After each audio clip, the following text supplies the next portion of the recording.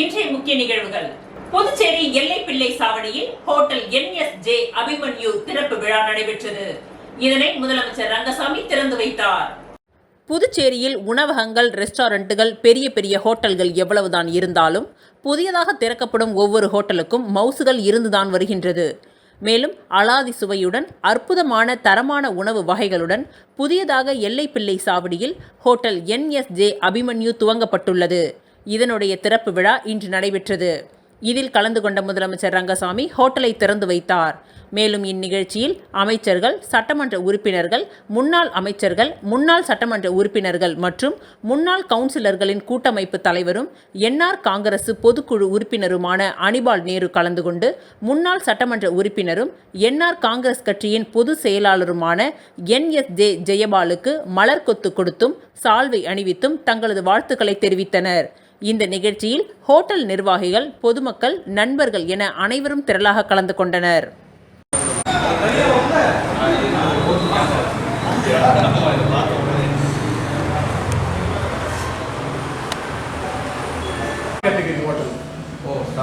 ஆமா, இதுக்கு 30 வருஷம் இருக்கு.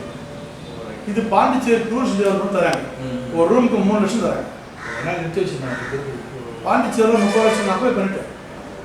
டைமுக்கு 10 கிலோ வந்து ரிட்டன் வெட்டினாரு, படித்தார், பூஜை பண்ணி படித்தார், உள்ளே போனார். சும்மா டிரைவர் வந்து ஒரு கவர் போட்டார். இன்னும் வேலையெல்லாம் போட்டேன். 7ஆம் தேதியே நான் ஆமாங்க ஐயா வருஷம் நானும் போயிட்டு பாட்டுங்க. இது 14ஆ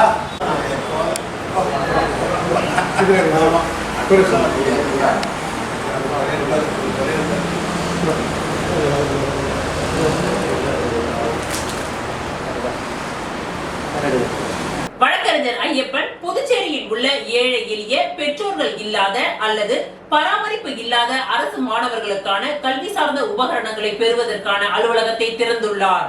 வழக்கறிஞர் ஐயப்பன் புதுச்சேரியில் உள்ள ஏழை எளிய, பெற்றோர்கள் இல்லாத அல்லது பராமரிப்பு இல்லாத அரசு மாணவர்களுக்கான கல்வி சார்ந்த உபகரணங்களை பெறுவதற்கான அலுவலகத்தை திறந்துள்ளார். இந்த அலுவலகத்தில் ஏழை எளிய, பெற்றோர்கள் இல்லாத அல்லது பராமரிப்பு இல்லாத அரசு பள்ளி மாணவர்கள் அவர்களுடைய தேவையான கல்வி சார்ந்த உபகரணங்களை பெறுவதற்கான அலுவலகம் திறக்கப்பட்டது. இந்த அலுவலகத்தில் மேற்சொன்ன மாணவர்கள் மட்டுமே தங்கள் பெயர்களையும் முகவரிகளையும் பதிவு செய்து அவர்களுக்கு தேவையான கல்வி சார்ந்த உபகரணங்களை இந்த அலுவலகத்தில் இருந்து எடுத்து செல்ல வேண்டும் என்று கட்டாயமாக தெரிவித்துள்ளார். இந்த அலுவலகம் சனிக்கிழமை மற்றும் ஞாயிற்றுக்கிழமைகளில் முழுமையாக இயங்கும். மற்ற நாட்களில் மாலை நேரத்தில் 2 மணி நேரம் இயங்கும். மாணவர்கள் நேரடியாக பதிவு அல்லது குறுஞ்செய்தி வாயிலாகவும் பதிவு செய்யுமாறு ஃபோன் செய்ய வேண்டாம் எனவும் கேட்டுக்கொண்டார். அவசர தேவை இருப்பின் எப்பொழுது வேண்டுமானாலும் அணுகலாம் என வழக்கறிஞர் ஐயப்பன் தெரிவித்துள்ளார்.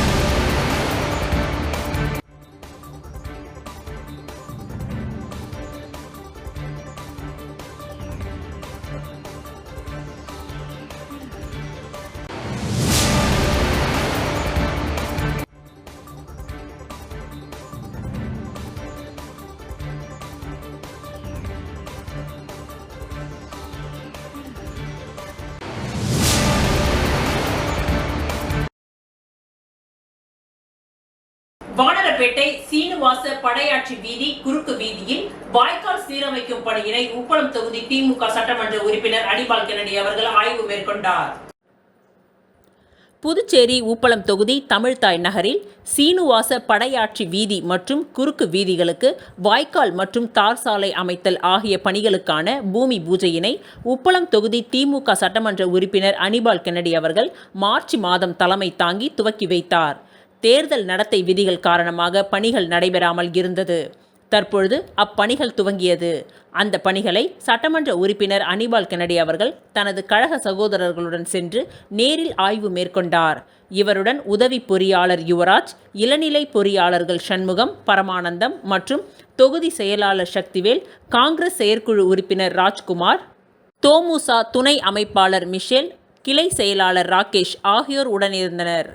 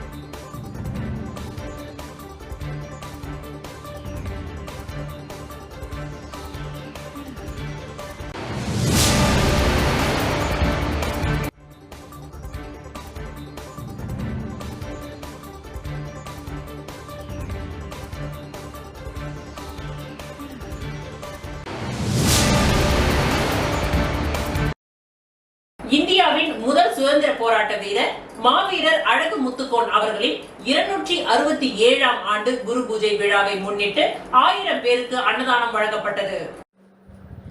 இந்தியாவின் முதல் சுதந்திர போராட்ட வீரர் மாவீரன் அழகு முத்துக்கோன் அவர்களின் 267ஆம் ஆண்டு குரு பூஜை விழா புதுச்சேரி அகில இந்திய மாவீரன் அழகு முத்துக்கோன் அறக்கட்டளை சார்பாக கொண்டாடப்பட்டது. அழகு முத்துக்கோன் அறக்கட்டளையின் தலைவர் மணிமாறன் தலைமையில் நடைபெற்ற இந்நிகழ்ச்சியில் சிறப்பு விருந்தினராக யாதவ முன்னேற்ற சங்க தலைவர் ரவி, செயலாளர் மூர்த்தி, ஆசிரியர் சீனு மோகன்தாஸ், வழக்கறிஞர்கள் சசிபாலன், கோகுலகிருஷ்ணன், தென்னிந்திய யாதவ மகா சபை தலைவர் பழனிசாமி, துணைத் தலைவர் ராஜேந்திரன் மற்றும் பலர் கலந்து கொண்டனர். இந்நிகழ்ச்சியில் 1000 பேருக்கு அன்னதானம் மற்றும் இயற்கை உணவை உண்பதன் மூலம் உடல் நலத்தை பேணி காக்கும் பொருட்டு நாட்டு சர்க்கரை வழங்கி விழா சிறப்பிக்கப்பட்டது. இதில் அறக்கட்டளை நிர்வாகிகள் ராம்குமார், சம்பத், அருள்முருகன், மாரி பாண்டி, பொன்ராஜ், கணபதி, திரிபுர சுந்தரி, சதீஷ், சவுந்தர்குமார், பிரவீன், முருகன், ராமஜெயம், பாலாஜி, கிரிதரன் மற்றும் பலர் கலந்து கொண்டனர்.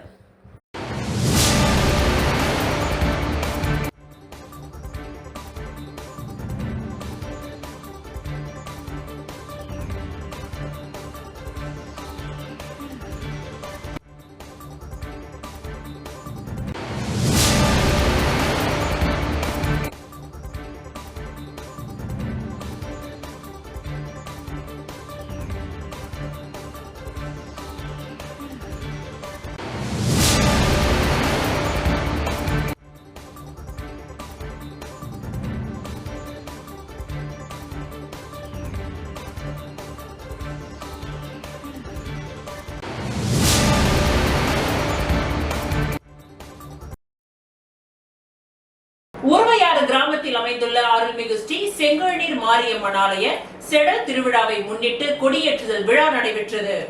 புதுச்சேரி மாநிலம் வில்லியனூர் கொம்யூன் உருவையாறு கிராமத்தில் அமைந்துள்ள அருள்மிகு ஸ்ரீ செங்கழுநீர் மாரியம்மன் ஆலய செடல் திருவிழாவை முன்னிட்டு கொடியேற்றுதல் விழா வெகு சிறப்பாக நடைபெற்றது.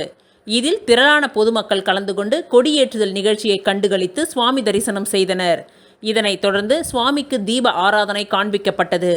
இரவு மின் அலங்காரத்துடன் ஸ்ரீ செங்கழுநீர் மாரியம்மன் உற்சவ வீதி உலா 1ஆம் நாள் உபயதாரர்கள் ஏற்பாட்டில் வெகு சிறப்பாக நடைபெற்றது. இந்நிகழ்ச்சியில் அறங்காவலர் குழு தலைவர் மாணிக்கம், பொருளாளர் சீதாராமன் என்கின்ற ஆறுமுகம், செயலாளர் தமிழரசி, துணைத் தலைவர் வீரமணி உட்பட அறங்காவலர் குழுவினர், உபயதாரர்கள் மற்றும் ஊர் கிராமவாசிகள் வெகு சிறப்பான முறையில் இந்நிகழ்ச்சிக்கான ஏற்பாட்டினை செய்திருந்தனர்.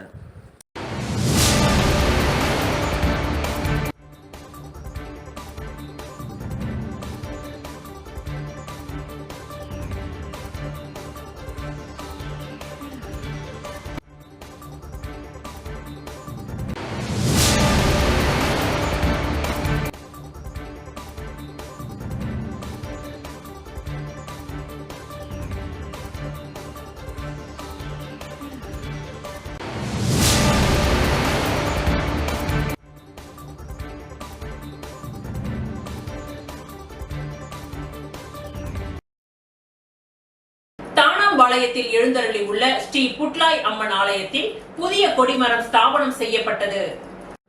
புதுச்சேரி அரியாங்குப்பம் கொம்யூன் தவளக்குப்பத்தை அடுத்த தானாம்பாளையம் கிராமத்தில் பல ஆண்டுகள் பழமை வாய்ந்த ஆலயமாக கருதப்படும் ஸ்ரீ புட்லாய் அம்மன் ஆலயத்தில் ஆண்டுதோறும் திருவிழாக்களும் மற்றும் பல்வேறு பூஜைகளும் இந்த ஆலயத்தில் சிறப்பாக நடைபெற்று வருகின்றது. இந்நிலையில் இந்த ஆலயத்திற்கு என கொடிமரம் அமைக்க கிராம மக்கள் சார்பில் தீர்மானம் செய்யப்பட்டு அதற்கான பணிகள் மேற்கொள்ளப்பட்டு புதிய மரம் தேர்வு செய்து கொடிமரம் செய்யப்பட்டு அதன் நிறைவாக இன்று காலை அம்மனுக்கு சிறப்பு அபிஷேக ஆராதனைகளுடன் பூஜைகள் நடைபெற்றது. புதிய கொடிமரம் இன்று ஸ்தாபனம் செய்யப்பட்டது. இந்நிகழ்ச்சியில் ஏராளமான பக்தர்கள் கலந்து கொண்டு சுவாமி தரிசனம் செய்து சிறப்பித்தனர். மேலும் இந்த நிகழ்ச்சிக்கான ஏற்பாடுகளை தானாம்பாளையம் கிராம பஞ்சாயத்தார்கள், ஆலய நிர்வாகிகள், உபயதாரர்கள், ஊர் பொதுமக்கள் ஆகியோர் செய்திருந்தனர்.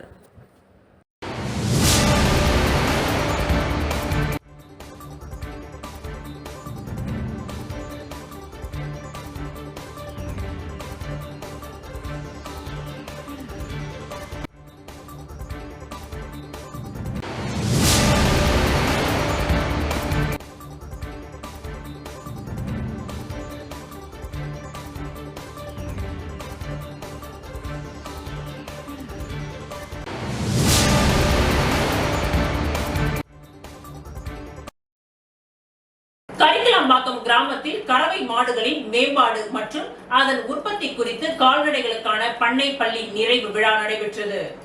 புதுச்சேரி அரசு வேளாண் மற்றும் விவசாயி நலத்துறை சார்பில் கரிக்கலாம்பாக்கம் கிராமத்தில் மத்திய அரசின் ஆத்மா திட்டத்தின் வாயிலாக கால்நடை விவசாயிகளுக்கு கடந்த 1 மாத காலமாக பண்ணை பள்ளி கறவை மாடுகளின் மேம்பாடு மற்றும் அதன் உற்பத்தி குறித்த தலைப்பில் நடைபெற்று வருகின்றது. 6 வகுப்புகளாக நடைபெற்ற பண்ணை பள்ளியின் இறுதி நாள் இன்று கரிக்கலாம்பாக்கம் திரௌபதி அம்மன் ஆலய வளாகத்தில் நடைபெற்றது. இந்த இறுதி நாள் பயிற்சி முகாமிற்கு கால்நடைத்துறை இணை இயக்குனர் டாக்டர் குமரவேல் கலந்து கொண்டு கால்நடை பராமரிப்பு குறித்து விவசாயிகளிடையே எடுத்து கூறினார். முன்னதாக வேளாண் அலுவலர் தினகரன் அனைவரையும் வரவேற்று பேசினார். அப்பகுதி கால்நடை மருத்துவர் செல்வமுத்து கறவை மாடுகள், ஆடு, கோழிகளுக்கு சத்துமாவு கலவை எவ்வாறு உபயோகிப்பது என்பது குறித்த விளக்க உரையை ஆற்றினார்.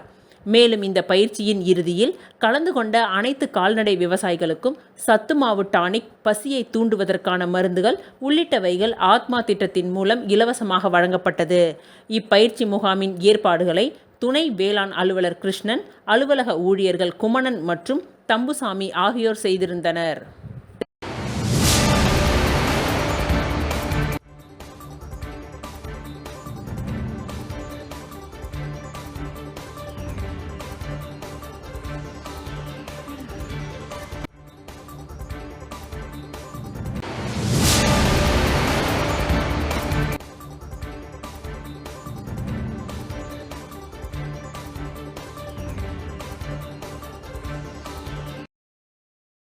மணவெளி தொகுதி புதுக்குப்பம் கிராமத்தில் எழுந்தருளி உள்ள ஸ்ரீ சப்த கன்னிமார்கள் ஆலயத்தின் மகா கும்பாபிஷேகம் இன்று காலை நடைபெற்றது. புதுச்சேரி அரியாங்குப்பம் கொம்யூன் மணவெளி தொகுதிக்கு உட்பட்ட புதுக்குப்பம் கிராமத்தில் எழுந்தருளி உள்ள அருள்மிகு ஸ்ரீ பால விநாயகர், பாலமுருகன், ஸ்ரீ தில்லாட்சி அம்மன் மற்றும் ஸ்ரீ சப்த கன்னிமார்கள் ஆலயத்தின் அஷ்டபந்தன மகா கும்பாபிஷேகம் இன்று காலை வெகு விமர்சையாக நடைபெற்றது. முன்னதாக இவ்வாலயத்தில் நேற்று காலை விக்னேஸ்வர பூஜை, கணபதி ஹோமம், மகாலட்சுமி ஹோமம், நவக்கிரக ஹோமம், புதிய விக்கிரகம் கரிக்கோலம் வருதல், கோபூஜை, எந்திர பிரதிஷ்டை, விமான கலச ஸ்தாபனம், திரவியாகுதி செய்து முதல் கால யாக வேள்வி பூரணாகுதி செய்யப்பட்டது. தொடர்ந்து இன்று காலை 2ஆம் கால யாக பூஜை, ரக்ஷா பந்தனம், கும்ப அலங்காரம், கலாகர்ஷனம், யாகசாலை பிரவேசம் மற்றும் 3ஆம் கால 4ஆம் கால யாக வேள்விகள் நிறைவு பெற்று பூரணாகுதி செய்யப்பட்டது. தொடர்ந்து யாத்ரா தானம், கட புறப்பாடு நடைபெற்று விமான கோபுரத்தில் மகா கும்பாபிஷேகம் நடைபெற்றது. தொடர்ந்து மூலவர் ஸ்ரீ தில்லாட்சி அம்மனுக்கு புனித நீர் ஊற்றப்பட்டு மகா கும்பாபிஷேகம் நடைபெற்று மகா தீப ஆராதனைகள் காண்பிக்கப்பட்டது.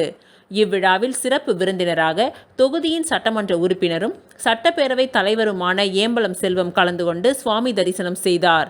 மேலும் இந்த நிகழ்ச்சியில் சுற்று வட்டார கிராமங்களிலிருந்து ஏராளமான பக்தர்கள் கலந்து கொண்டு சுவாமி தரிசனம் செய்து வழிபட்டனர். இவ்வாலயத்திற்கான ஏற்பாடுகளை ஆலய நிர்வாக குழுவினர், கிராம பஞ்சாயத்தார்கள் மற்றும் பொதுமக்கள் இணைந்து செய்திருந்தனர்.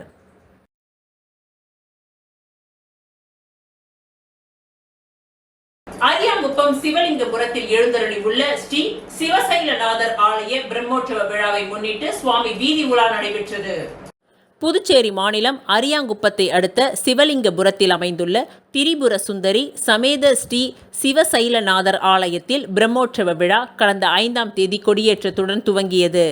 தொடர்ந்து தினந்தோறும் கோவிலில் சிறப்பு அபிஷேக ஆராதனைகள் நடைபெற்று வருகின்றது. இதன் ஒரு பகுதியாக நேற்று உற்சவ மூர்த்திக்கு சிறப்பு அபிஷேகங்கள் நடைபெற்று வண்ண மலர் அலங்காரத்தில் சுவாமிக்கு சிறப்பு பூஜைகளுடன் மகா தீப ஆராதனைகள் காண்பிக்கப்பட்டது. தொடர்ந்து சிவலிங்கத்திற்கு விநாயகர், முருகர் பால் அபிஷேகம் செய்வது போலவும் 2 சிங்கங்கள் துணையுடன் ஸ்ரீ சிவசைலநாதர், திரிபுர சுந்தரி ஆகிய சுவாமிகள் காமதேனு வாகனத்தில் வீதி உலாவும் நேற்று இரவு நடைபெற்றது. இதில் ஏராளமான பக்தர்கள் கலந்து கொண்டு தீப ஆராதனைகள் செய்து சுவாமியை வழிபட்டனர். இந்நிகழ்ச்சிக்கான ஏற்பாடுகளை ஆலய நிர்வாக குழுவினர்கள், உபயதாரர்கள் மற்றும் பொதுமக்கள் ஆகியோர் செய்திருந்தனர்.